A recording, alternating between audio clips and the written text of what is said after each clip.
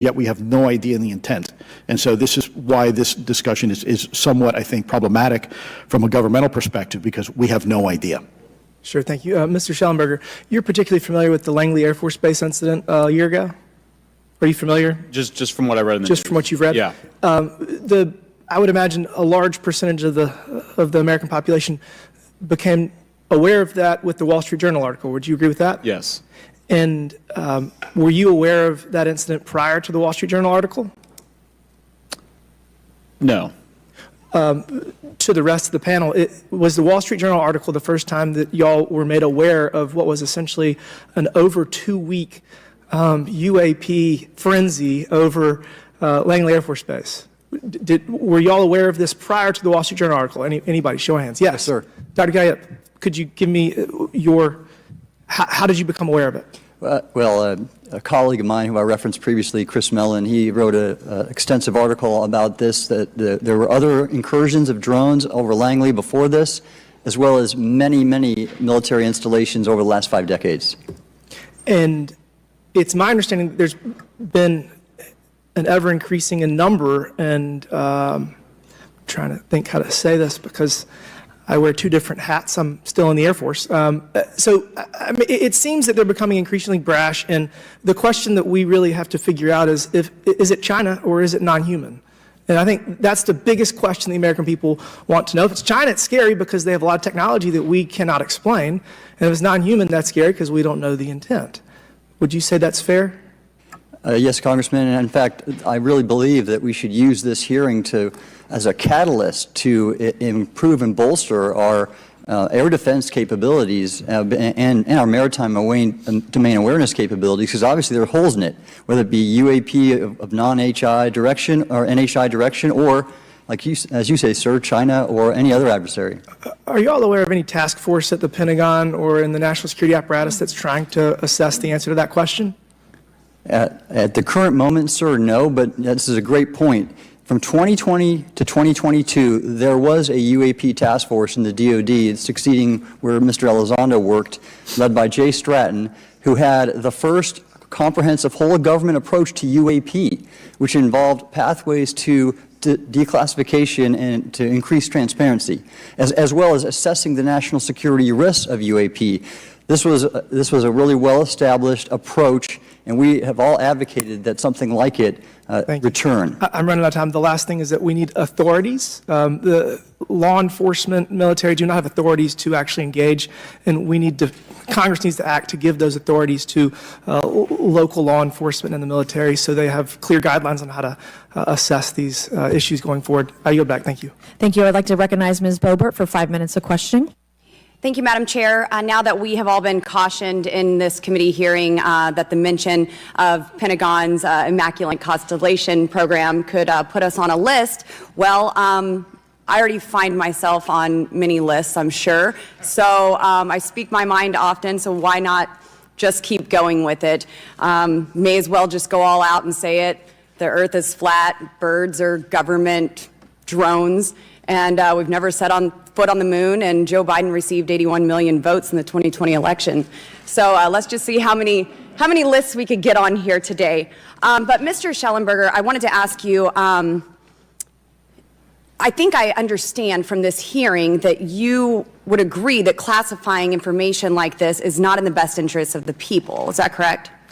Yeah, I mean, with the caveat that, of course, I would support classification necessary to protect secrets essential to national security, but I think it's pretty obvious that there's overclassification. Overclassification, yes. And so in most instances, if they can't tell us what, do you think at some point they'll at least tell us why? President-elect Trump has repeatedly committed to greater transparency, both on the UAP issue, on JFK files, on COVID origins, and many other things. So I think that we need to make sure that the next administration is held accountable for that. Agreed. And this is for all 4 of you. Yes or no, please. I have many questions I want to get to. Are there any known instances of recovered materials or technologies that are not of human origin and maybe connected to any advanced bioscience defense programs within the USG? I don't know. I wouldn't be able to answer that, ma'am.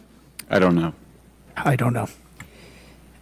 Okay, so there are rumors that have come up to the Hill of a secretive project within the Department of Defense involving the manipulation of human genetics with what is described as non-human genetic material, potentially for the enhancement of human capabilities, hybrids. Are any of you familiar with that? Yes or no? No, ma'am. I am not, ma'am. I'm not. No, ma'am. Okay, I would like to know, with Immaculate Constellation, how does this relate to UAP activities, Mr. Schellenberg, in oceanic environments? Are there any instances where the Navy or other maritime forces have encountered UAPs that could not be explained by known technology or natural phenomena?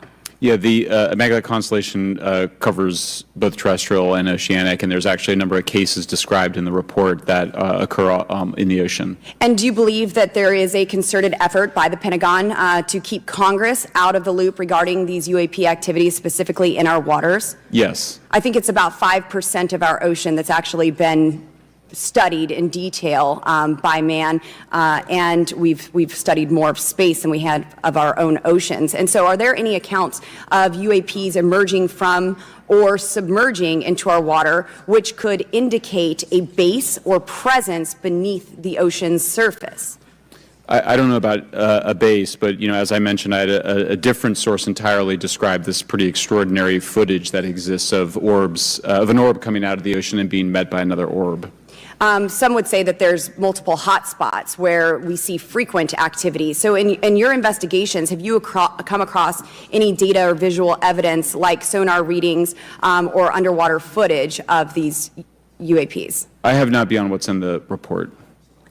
You've written about UAPs not only in the air but in underwater. Are there any specifics on what you've learned about the UAP activity in our oceans? Particularly, have you spoken with sources who have provided any evidence or eyewitness accounts of these UAPs interacting with our naval forces or being detected by our underwater surveillance systems? Nothing beyond what's in the report and then the specific case that I mentioned with the orbs. And so this report says it all. There's no other information that we are aware of regarding the activity within our waters. I have other sources that have told me that have shared a significant amount of information, but they're not comfortable with me sharing it at this point. Okay. Are there any technological capabilities observed in these oceanic UAPs that seem to defy our current understanding of physics or our engineering capabilities? It seems like they all do. Yes, I would agree with that. My time is up, but I do appreciate your bravery, your courage for coming here and speaking today. And seems like there's still some questions that we need answers to, and we will not relent until we get those to the American people. Thank you all. Thank you. I move to allow myself and the ranking member 5 additional minutes for questions. Without objection, so ordered.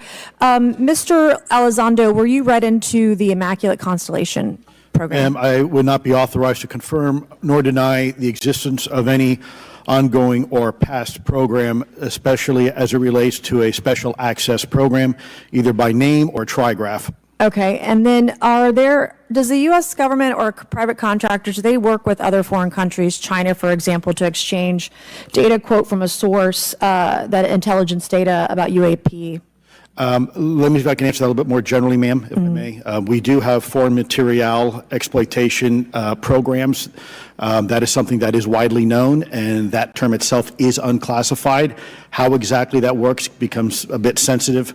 A discussion we could certainly have in a closed session if you like. We do work with international partners and allies quite often, not just in military exercises and workups, but in other intelligence efforts as well. In terms of material that's given to private contractors, is certain material given to certain contractors because of their experience? So, for example, if it's related to submerged and undersea propulsion, would it go to a general contractor like General Dynamics? Yes, ma'am, absolutely correct. Different contractors have different levels of expertise. What's Lockheed's expertise? Aerospace, ma'am. In the UAP space, that's all that they would do submerged. No, I didn't say that, ma'am. Okay. Lockheed Martin and others do quite a bit of work both in our atmosphere, in space, and even underwater. There are certain efforts to.